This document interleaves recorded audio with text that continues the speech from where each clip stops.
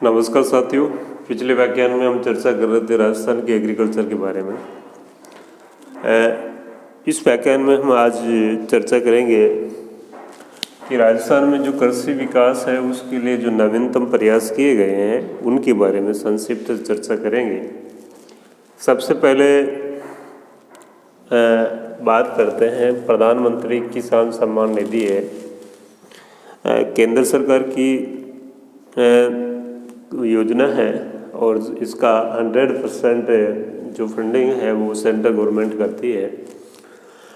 इस के तहत जो किसान है, लघु और सीमांत किसान है, उसको सालाना 6,000 रुपये का अनुदान दिया जाता है। 3 किस्तों में 2-2 हज़ार की 3 किस्तें होती है और डायरेक्ट जो किसान है उसके अकाउंट में ये पैसा आता है, जो जिससे कि किसान को जब आवश्यकता हो एग्रीकल्चर इनपुट, चाहे वो बीज हो, खाद हो, कीटनाशक हो, वो बेझिझक है वो खरीद सके। इससे लघु सीमांत किसान है उनको काफ़ी फ़ायदा हुआ है और इसका फ़ायदा है वो राजस्थान के किसान भी उठा रहे हैं। दूसरी बात करते हैं, यदि कृषि विकास में दूसरा महत्वपूर्ण यदि प्रयास है तो प्रधानमंत्री फसल बीमा योजना।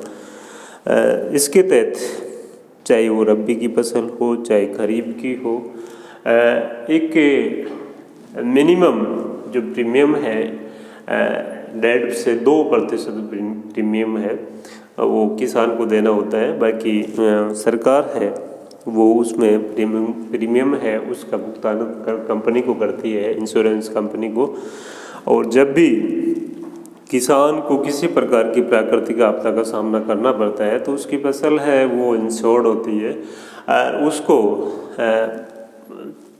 शिकायत करने पर कि मेरी फसल ख़राब हुई है तो उसको प्रॉपर्ली जो नुकसान है इंश्योर्ड कंपनी है वो उसको प्रदान करती है। महत्वपूर्ण योजना है। तीसरी यदि प्रयास की यदि बात करें तो राजस्थान इंटीग्रेटेड मंडी मैनेजमेंट सिस्टम। ये राजस्थान में जो मंडी मेजर मंडियाँ हैं वो सब यार्ड्स हैं, उनको उनका कंप्यूटरीकरण करने के लिए, कंप्यूटराइजेशन करने के लिए इसको शुरू किया गया है। और राजस्थान की जो मेजर मंडियाँ हैं उनको सबसे पहले उनका कंप्यूटराइजेशन किया जा रहा है, जिससे कि किसान को एक उचित प्लेटफॉर्म है वो प्रदान किया जा सके। इसी के तहत केंद्र सरकार ने ई-नाम यानी कि नेशनल एग्रीकल्चर मार्केट यानी कि पूरे किसानों को पूरे देश की मंडियों को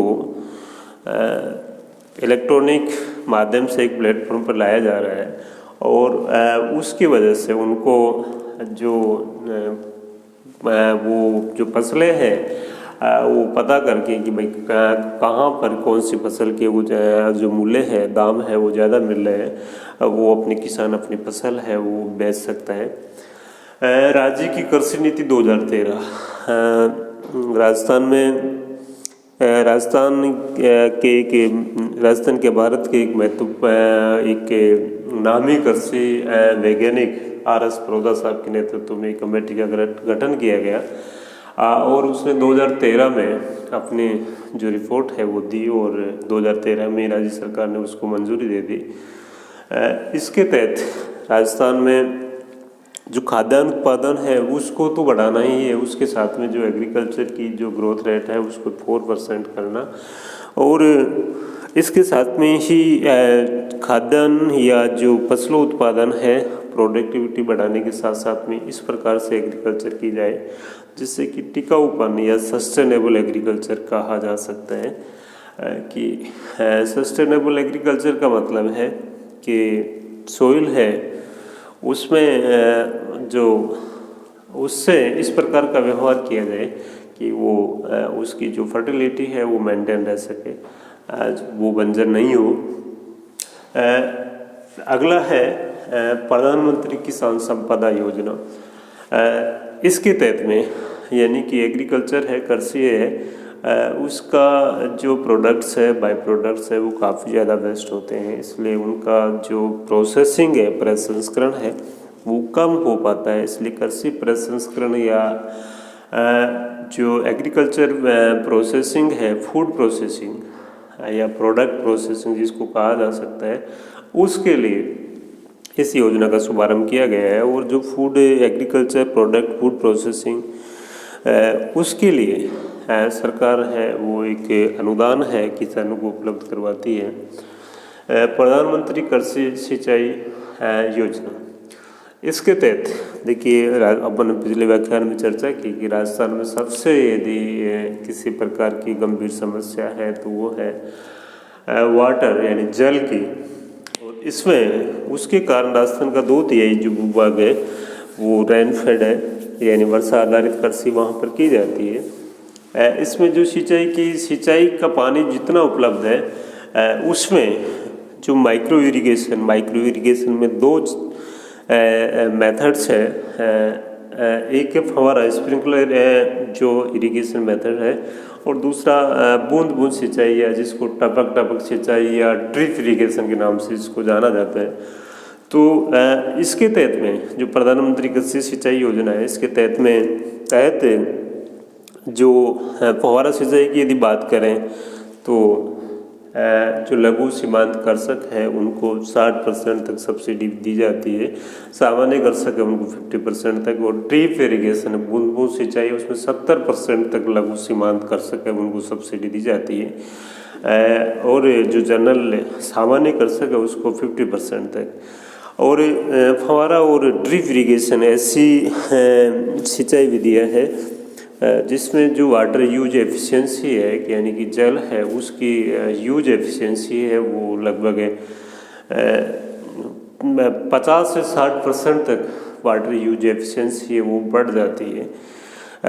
फव्वारा सिंचाई में जो लेवलिंग का इश्यू भी नहीं रहता है, जो उबड़ खाबड़ भूभाग होते हैं उनके लिए फव्वारा सिंचाई है वो बहुत ही सूटेबल है, और जो बागवानी फसलें हैं उनके लिए ड्रिप इरिगेशन है, बूंद बूंद सिंचाई है वो बहुत ही कारगर है। और इसके साथ में ही जो सौर ऊर्जा पंप है वो लगाने के लिए भी सरकार है वो अनुदान देती है। 50% तक अनुदान है सौर ऊर्जा चालित यदि कोई पंप सेट लगाता है तो उसके लिए किसान अगला इनोवेशन देखें सरकार का या प्रयास एग्रीकल्चर मृदा स्वास्थ्य कार्ड योजना 2015 में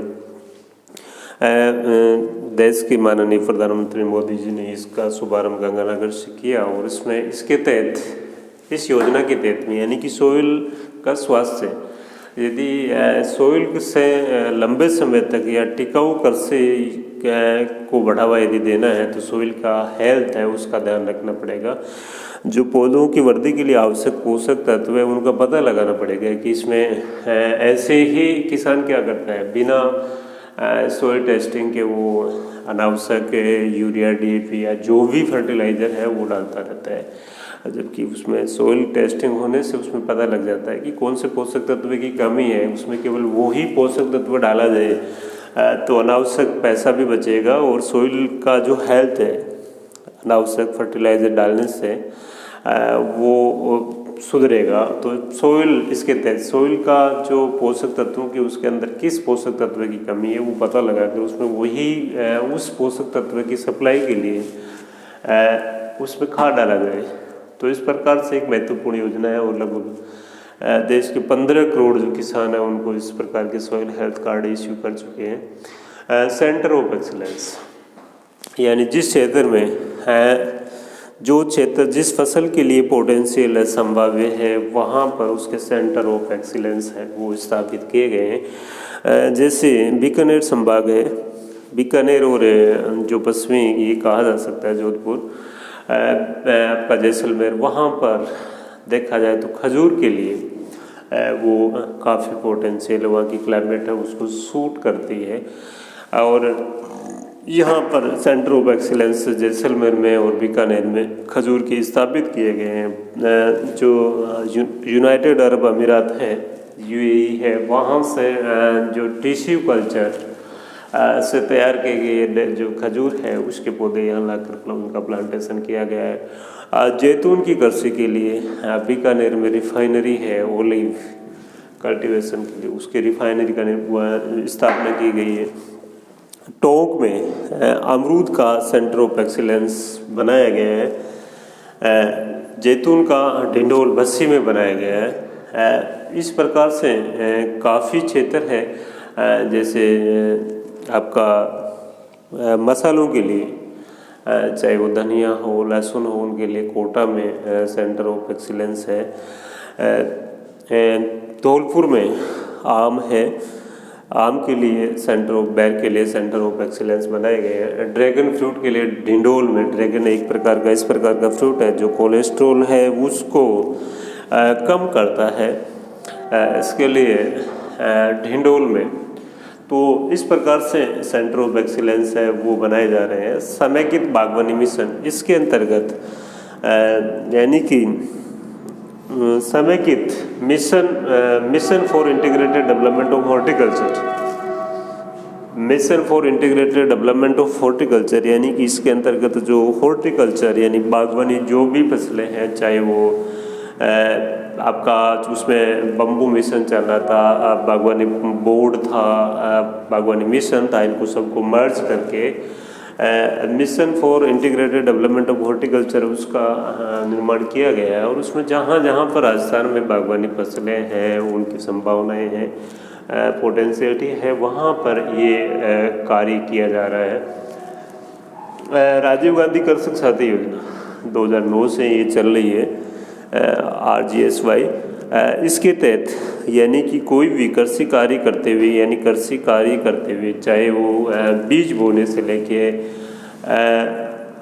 मंडी में यदि मान लो कृषक लेके जा रहा है, या उससे रिलेटेड जो पल्लेदार है उनकी भी यदि कृषि कार्य करते हुए यदि मौत होती है तो इसके तहत में 2 लाख रुपए तक उनको आर्थिक सहायता है वो दी जाती है। और स्थायी रूप से अपंग होने पर 50,000 रुपये तक की सहायता इस योजना के तहत दी जा रही है। राजस्थान कृषि प्रतिस्पर्धात्मक परियोजना, इसके तहत जो विशेष तौर से राजस्थान है उसके लिए, यानी कि उसमें यहाँ पे जो जल संसाधन है उसकी स्कार्सिटी है, कमी है, इसलिए जल है उसका वाटर है जो उपलब्ध वाटर है उसका उचित मैनेजमेंट करते हुए वहाँ की जो कंडीशंस है उसके अकॉर्डिंग फसलें उगाकर अधिकतम कृषि उत्पादन है वो प्राप्त करने का प्रयास किया जाता है।